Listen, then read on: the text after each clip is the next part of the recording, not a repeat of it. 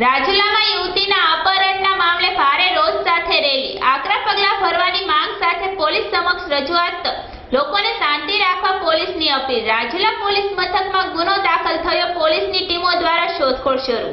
રાજુલા શહેરમાં આવેલ તોળિયા ડુંગરા કુંભારવાડા વિસ્તારમાંથી કોળી સમાજની દીકરીને અન્ય ધર્મનો યુવક ભગાડી જતા રાજુલા પોલીસ સ્ટેશનમાં ટોળું ખસી ગયું હતું।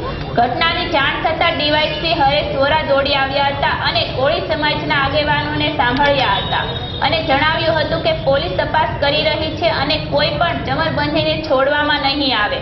આરોપી અને દીકરી મળ્યા બાદ ખરેખર હકીકત શું છે તે જાણી જરૂરી કાર્યવાહી કરવામાં આવશે। ગત રાત્રિના વહેલી સવારના રાજુલા જે ધોળિયો ડુંગર કહેવાય છે વિસ્તારમાં રહેતા એક ભરતભાઈ પુનાભાઈની દીકરી નું અપહરણ એક યુવક કરી ગયેલ છે। એને રાતના એના પત્ની જાગી જતા એને ખ્યાલ આવતા એ તાત્કાલિક પછી એમના સગાવાલા મારફત અને કુટુંબીજનોએ તપાસ કરેલી। એ દરમિયાનમાં આનું અપહરણ જે દીકરીનું થયેલું છે એ મળી નહીં આવતા અને એ અપહરણ થયાને એને પૂરેપૂરું જણાતા અને ગભરાઈ ગયેલ હોય બાદમાં પોલીસને જાણ કરતા પોલીસે અપહરણનો ગુનો દાખલ કરવામાં આવેલો છે અને આરોપીની શોધખોળ તથા ભોગ બનનાર જેનું અપહરણ થયું છે એની તપાસ ચાલુ છે। અને આજે સમાજના આગેવાનો પણ અત્રે રજૂઆત માટે આવેલા હતા અને જે ગંભીર પ્રકારનો બનાવ હોય પોલીસ અધિક્ષક શ્રી હિમકર સાહેબશ્રીના સીધા સુપરવિઝન નીચે મારો કેમ્પ પણ રાજુલા ખાતે છે।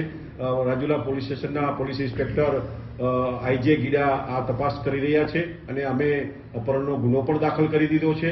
અને તમામ લોકોને મારી અપીલ છે કે ખોટી અફવા સોશિયલ મીડિયામાં પણ ફેલાવવી નહીં, કારણ કે ગુનો જે છે રજીસ્ટર કરવામાં આવેલો છે અને ક્રાઇમ બ્રાન્ચ, એસઓજી એવી કુલ 6 ટીમો જે છે જુદા જુદા ટેકનિકલ સર્વેલન્સ એ જે રિક્ષામાં અપહરણ કરી ગયો છે એ રિક્ષાની માહિતી પણ જુદી જુદી જગ્યાએથી ટેકનિકલ સોર્સથી મેળવવાની ચાલુ છે।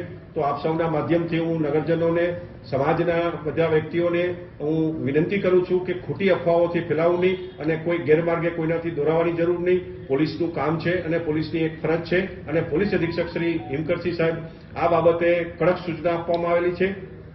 કોઈ પણ સંજોગોમાં અપહરણ કરેલ દીકરી જે છે એને શોધી કાઢવામાં આવશે અને અપહરણકર્તાની પણ પકડી લેવામાં આવશે અને જે અપહરણની અંદર ગુનાની અંદર જે પકડાયા પછી ભોગ બનનાર જે છે એ જણાવશે એવા કોઈ વ્યક્તિ સંડોવાયેલા હશે તેની સામે કડક હાથે કાર્યવાહી કરવા માટે પોલીસ અધિક્ષક શ્રી હિમકરસિંહ સાહેબનું કડક સૂચના છે।